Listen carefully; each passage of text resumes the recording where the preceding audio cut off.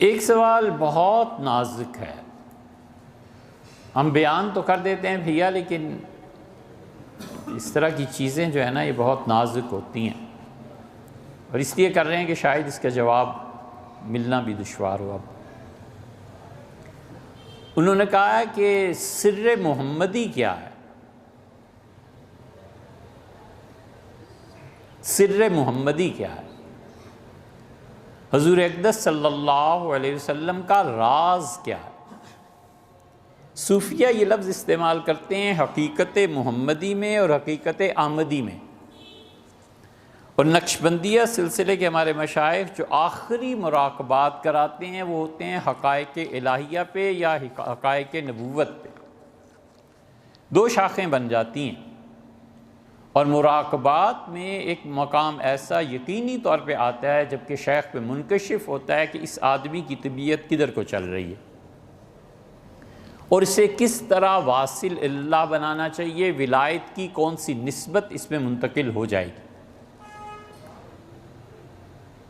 تو شیخ نے یہ فیصلہ کرنا ہوتا ہے، اگر وہ لے جائے حقائق الہیہ کی طرف تو میدان اور ہے، اور حقائق نبوت کی طرف لے جائے تو پھر وہ مراقبہ کرواتے ہیں کہ حقیقت موسوی کیا ہے، حضرت موسیٰ علیہ السلام کے مشرب کی حقیقت کیا ہے، حقیقت احمدیہ کیا ہے، حقیقت محمدیہ کیا ہے، حقیقت عیسوی کیا ہے۔ ان انبیاء کرام علیہ الصلوۃ والتسلیم کے پر جب مراقبات کروائے جاتے ہیں تو پھر وہ ایک دنیا نئی منکشف ہوتی ہے۔ یہ ساری باتیں ہمارے شیخ عظمہ خانوم صاحب رحمۃ اللہ علیہ جو سلسلہ نقشبندیہ مجددیہ کے وارث تھے، حضرت رحمۃ اللہ علیہ سے اللہ کی توفیق سے اب کہاں ایسی چیزیں رہی ہیں، لیکن ان اللہ کی توفیق سے حضرت رحمۃ اللہ علیہ کی نگرانی میں یہ ساری چیزیں طے کرنے کا موقع مل گیا تھا۔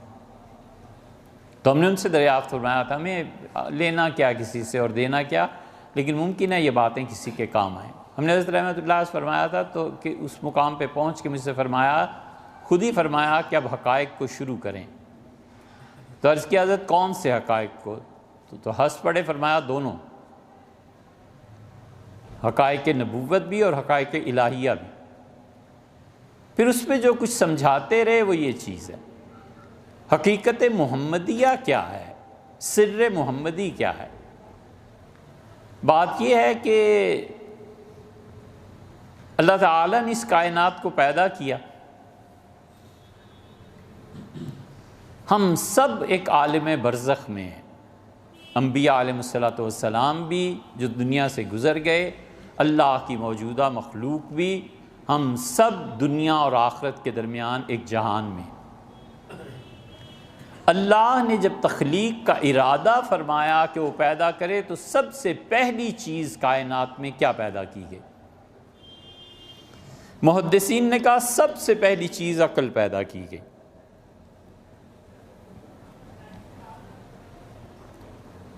کچھ نے کہا سب سے پہلی چیز قلم پیدا کیا گیا۔ اللہ کہتا ہے نون والقلم، 29ویں پارے کی تفسیر میں آپ دیکھیں وہاں یہ روایات مل جائیں گی۔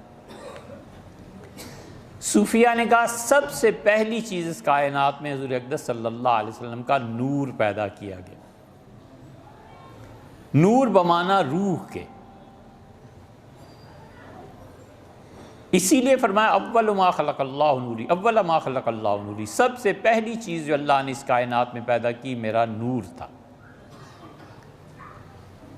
حضور اقدس صلی اللہ علیہ وسلم کا نور اللہ کے نور سے اس کی کیا نسبت ہے، اور تو اور نور ماننے والے مسلک بریلوی حضرات میں امام احمد رضا خان صاحب نے اپنے فتاویٰ میں اس حدیث پر جب آئے ہیں نا تو ان کا قلم رک گیا اور انہوں نے کہا یہ حدیث متشابہات میں سے۔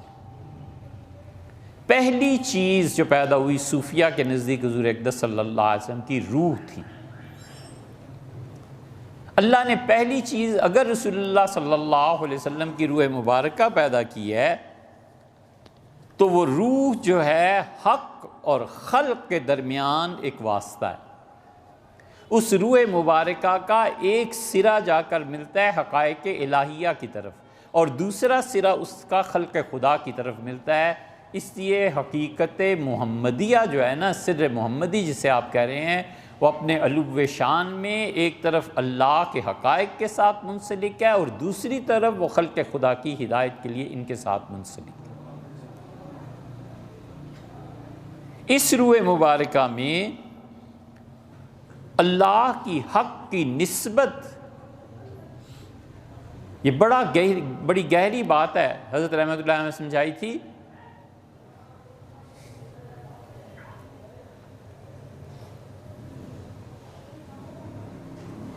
کیا لوگ تھے یار، فرمایا تھا کہ حق کے ساتھ یہ پہلی نسبت ہے کائنات کی جو جڑی ہے، اور حضور اقدس صلی اللہ علیہ وسلم کی روح مبارکہ ہے۔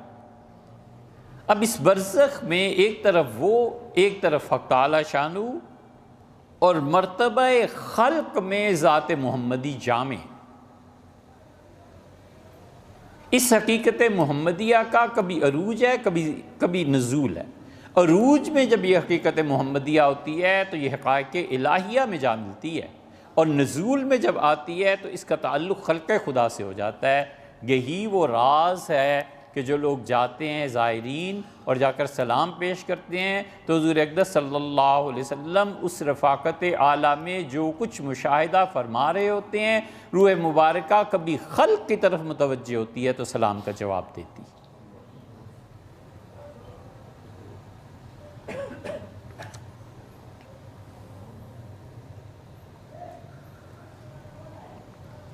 اس حقیقت محمدیہ کا جو رخ نزول کی طرف ہے جب خلق ہوا اور عروج کی طرف،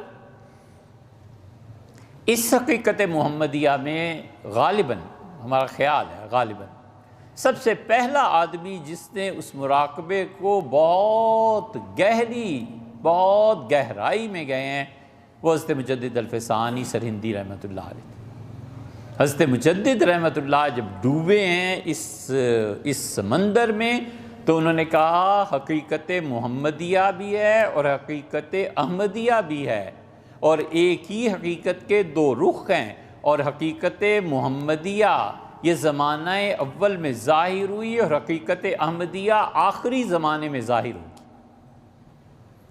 یہاں پہنچ کے اس عبارت سے فائدہ اٹھایا ہے مرزا غلام احمد قادیانی نے۔ وہ تو کفر کی طرف چل پڑا تھا، اسے کہاں سے حقیقت احمدیہ نصیب ہوتی؟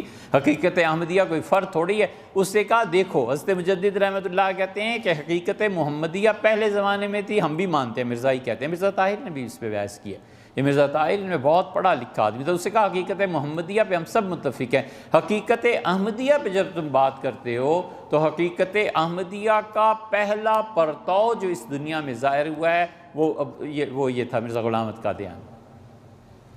ہم کہتے ہیں حقیقت احمدیہ کسی شخص کی صورت میں ظاہر ہی نہیں ہوتی، وہ تو جو آدمی ان منازل کو طے کرتا ہے اس پہ پرتو پڑتا ہے جب حضور اقدس صلی اللہ علیہ وسلم کی طرف سے واتی اور ہے۔ تو اس لیے حقائق محمدیہ جو ہے نا اس کا اور حقیقت احمدی، حقیقت محمدیہ میں پھر دو جہتیں بن جاتی ہیں۔ حضرت رحمۃ اللہ فرماتے تھے ایک کا تعلق عیان ثابتہ سے ہے اور ایک کا تعلق مرتبہ احمدیت سے جو احدیت سے جڑ جاتا ہے۔ احدیت کی طرف جو چیز لے جاتی ہے یہ حضرت مجدد رحمۃ اللہ نے واضح کی ہے، اور اس کے بعد اگلی بات، کاش اللہ تعالیٰ انہیں حیات دیتا تو ہم ان سے عرض کرتے کہ اس کے بعد کوئی جہان اور ہے۔ ہمیں اسی طرح یقین ہے اس جہان کا جس طرح یہ سورج ہے۔ یہ حقیقت احمدیہ کا تعلق احدیت سے اور حقیقت محمدیہ کا تعلق ایک اس سے اور ایک عیان ثابت۔ عیان ثابتہ پر اگر آپ پڑھیں گے ابن عربی رحمۃ اللہ علیہ کو، آپ نے جو سر محمدی کی بات پوچھی ہے پھر آپ کو پڑھنا چاہیے۔ آپ اگر عیان ثابتہ کی بحث پڑھیں گے فتوحات میں اور فصوص الحکم میں تو فصوص الحکم کی جو آخری فص ہے اس میں انہوں نے بحث کی ہے حقیقت احمدی کی، حقیقت محمدی کی۔ ابن عربی رحمۃ اللہ علیہ عیان ثابتہ کا ذکر کرتے ہیں، اور عیان ثابتہ میں خدا نے ہر ایک سے پوچھا تھا کہ تمہیں کون سا مذہب چاہیے، آزادی ہے۔ مکمل آزادی جب عالم ارواح میں انسانوں کو ملی تو انسانوں نے کہا ہمیں اسلام چاہیے، یہودیت چاہیے، یہ چاہیے، یہ چاہیے۔ وہ آیان ثابتہ پہ جو اس نے دستخط کیے تھے، عالم آیان ثابتہ میں اسی مذہب کے مطابق دنیا میں آیا۔ اب اسے یاد نہیں ہے تو یاد تو یہ بھی نہیں ہے کہ پیدائش سے پہلے وہ کہاں رہا، کچھ بھی یاد نہیں۔ اسی لیے جن لوگوں کے مراقبات میں گہرائی ہوتی ہے وہ پلٹتے ہیں، پھر انہیں کبھی کبھی آیان ثابتہ کا دور یاد آتا ہے کہ اچھا آیان ثابتہ سے، آیان ثابتہ کا مطلب آسان لفظوں میں سمجھیں علم الہی، اللہ کے علم اور ارادے سے جب میں باہر آیا تھا، میری روح بنی تھی، تو اس وقت کیا ہوا تھا۔ یہ حضرت فرماتے تھے، فرید الدین مسعود شکر گنج رحمۃ اللہ علیہ فرماتے تھے آیان ثابتہ سے جب میں باہر آیا تو میں نے دیکھا لائنز لگی ہوئی ہیں، تو مجھے اولیاء اللہ کی صف میں کھڑا کیا گیا تھا، میرے متعلق یہ فیصلہ فرمایا گیا تھا، تو میں نے ایک قدم اٹھایا تاکہ انبیاء علیہ السلام کی صف میں جا کر کھڑا ہو جاؤں، تو ایک فرشتے نے مجھے پر مارا اور اس سے کہا ادب سے کام لو، پیچھے کھڑے رہو، جو تمہارا مقام۔ اور دوسری طرف احدیت ہے۔ حضرت مجدد رحمۃ اللہ علیہ نے اس کے بعد ایک اور کسی جہان کا ذکر بھی کیا ہے، وہ واضح ذکر نہیں ہے، لیکن حضرت مجدد رحمۃ اللہ علیہ کسی جگہ کی خبر دیتے ہیں۔ اب کوئی صوفی ان مراقبات میں ڈوبے اور اس حقیقت محمدیہ سے بھی آگے کا سفر اللہ کے قرب میں طے کرے تو شاید اس سے کچھ معلوم ہو۔ ہم نے ایسے ہی اس کا نام اپنے پاس سے رکھا ہے کہ وہ جہان حیرت ہے۔ حضرت مجدد رحمۃ اللہ علیہ فرماتے ہیں کہ بس اس کے بعد حیرت کے علاوہ کچھ نہیں، تو ہم نے اسی سے منطبق کر کے اسے لکھا ہے کہ حضرت پہ جہان حیرت کھلا تھا، اور وہ اتنی بڑی چیز ہے، اتنی بڑی چیز ہے کہ رسول اللہ صلی اللہ علیہ وسلم نے خود ایک دن ارشاد فرمایا، جب معراج ہوئی ہے نا، تو آپ نے کہا میں نے اللہ تعالیٰ کو دیکھا، پھر ایسے ہوا، پھر ایسے ہوا، پھر ایسے ہوا، اور اس کے بعد آپ نے کہا وَكَذَلِكَ نُرِي إِبْرَاهِيمَ مَلَكُوتَ السَّمَاوَاتِ وَالْأَرْضِ۔ لوگوں جس طرح مجھے بہت چیزیں دکھائی گئی ہیں، قرآن میں بھی آیا ہے، دیکھو اپنی بات کی شہادت کے لیے آپ نے کہا کہ اسی طرح ابراہیم علیہ السلام کو اللہ نے دکھائی تھی، اور قرآن کہتا ہے کہ وَكَذَلِكَ نُرِي إِبْرَاهِيمَ مَلَكُوتَ السَّمَاوَاتِ وَالْأَرْضِ، اور ہم نے ابراہیم علیہ السلام کو آسمانوں میں اپنی شہنشاہیت دکھائی کہ دیکھ ابراہیم ہم کتنے بڑے شہنشاہ ہیں، اور ہم نے زمین میں بھی ابراہیم کو دکھایا کہ دیکھ میرے ہونے کی لِيَكُونَ مِنَ الْمُوقِنِينَ، تاکہ ان کے یقین کی کیفیت میں اضافہ ہو جائے۔ خبر جب سفر کرتی ہے نظر کی طرف تو پھر یقین میں اضافہ ہوتا ہے۔